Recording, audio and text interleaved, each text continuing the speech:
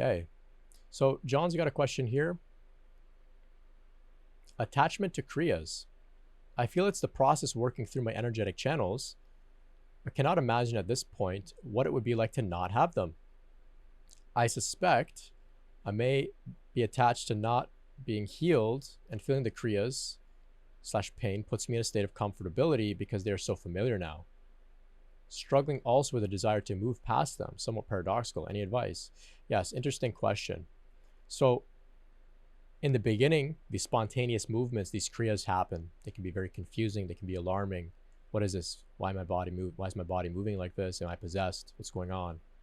Then when we, of course, come on to these ideas and see, oh, Kriyas are healing. They're transformative. This is the Kundalini moving through me. We get on with the program a bit. Then there can be, naturally, like John was sharing here so openly, there can be a little bit of attachment. Because every time you have a Kriya, there's like, oh, it's like a bit of a dopamine release, because oh, I'm healing something. This is good. This is exciting. More healing is happening. Let's do this, right? So perhaps because of that attachment to the Kriyas, we can sort of sabotage the development of our own healing, because we don't actually want to get to the healed state, or we no longer get these ongoing little signs that we're progressing well on our journey. So very subtle awareness that you have here, John. It's interesting. You mentioned here, that you may be attached to not being healed, and that the Kriyas may be so familiar. So from what I understand and what I've seen with others, and as well as myself, they don't ever go away completely.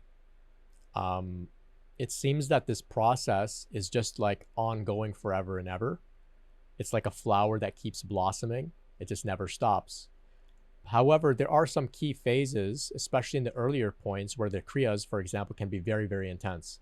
Towards later points of the journey, you may come to a state where you're generally healed, but there's always more fine-tuning to be done. There's always maintenance to be done. So the odd Kriya will still come, the odd jerk, it will all still happen to some degree or another. So for me, though I'm not like, contorting every day and whatnot, I'll still get like the odd spasm, kind of like a shiver up my spine, something like that still happens to me.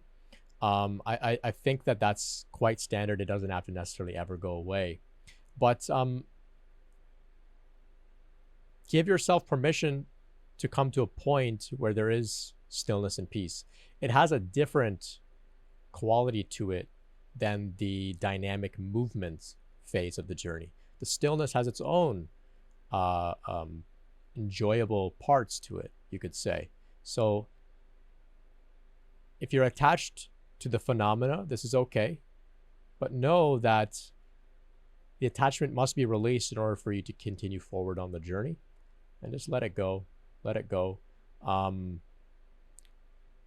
Kriyas themselves aren't necessarily that big of a deal as well. Some people take great pride in them, right? They say, I have so many Kriyas, all sorts of mudras are happening and all sorts of things. It's so fantastic and wonderful. I'm an amazing yogi, right? That's what the narrative they may have in their head. Understandably so. It's fascinating stuff, and there's no shame if you happen to have an idea like that about yourself. It's okay. Sometimes we get a little excited, not a problem.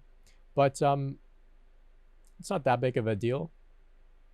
Perhaps you can begin to appreciate some of the great teachers, masters, who were just very still, and see if you can kind of bring yourself to that sort of point on the journey. But interesting question. I hope I gave you some value there. Tricky one to speak about, I must admit.